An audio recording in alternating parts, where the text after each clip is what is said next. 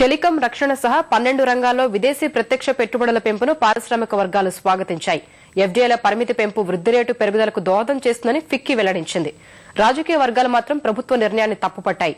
రక్షణ, బీమా రంగాల్లో ఎఫ్డీఐల పెంపు దేశ భద్రత సహా సామాన్యుల జీవితాలపై పెను ప్రభావం చూపుతుందని, పాక్, చైనాలకు దేశాన్ని అప్పజెప్పాలనుకుంటున్నారా అని కేంద్రాన్ని ప్రశ్నించాయి.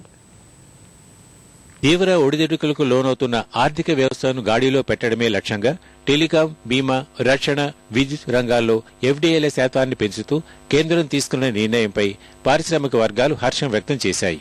ఎఫ్డీఐ పరిమితి పెంపు వృద్ధి రేటు పెరుగుదలకు దోహదం చేస్తుందని, దేశంలోకి విదేశీ పెట్టుబడులు ఎక్కువగా రావడానికి వీలుందని ఫిక్కీ వెల్లడించింది. ప్రభుత్వ తాజా నిర్ణయాన్ని స్వాగతిస్తున్నట్లు ఫిక్కీ అధ్యక్షురాలు నైనా కిద్వాల్ అభిప్రాయపడ్డారు. టెలికాం రంగంలో 100% ఎఫ్డీఐలను స్వాగతించిన అసోచాం నష్టాల్లో ఉన్న మొబైల్ కంపెనీలను విదేశీ సంస్థలు చేపట్టే అవకాశం కలిగినందున ఈ రంగ వృద్ధికి ఉపయోగపడుతుందని తెలిపాయి. కేంద్ర నిర్ణయం విదేశీ వ్యాపారుల్లో సానుకూల ప్రభావం చూపుతుందని, తద్వారా దేశంలో పెట్టుబడుల ద్వారా ఉత్పత్తి పెరిగి, సాంకేతిక పరిజ్ఞానం పెరిగి ఉద్యోగ, ఉపాధి అవకాశాలు మెరుగుపడతాయని సిఐఐ వెల్లడించింది. 12 రంగాల్లో ఎఫ్డీఐల పెంపుపై విపక్షాలు తీవ్రంగా మండిపడ్డాయి.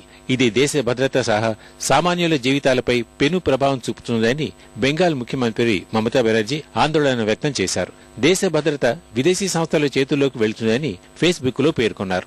నిత్యం దేశ సరిహద్దుల్లో యుద్ధ వాతావరణాన్ని తలపించేలా ప్రవర్తించే పాకిస్తాన్, చైనా వంటి దేశాలకు రక్షణ, టెలికాం రంగాలను అప్పగించాలనుకుంటున్నారా అని బీజేపీ ప్రశ్నించింది. The policy of telecom having 100% FDI and army equipment, military having higher FDI, do you want your security forces to be handled by China and Pakistan? Or do you want your telecom installation across the country to be, or your spectrum to be handed over to Pakistan and China? So these are very serious issues of national concern, and we definitely oppose this kind of move by the government.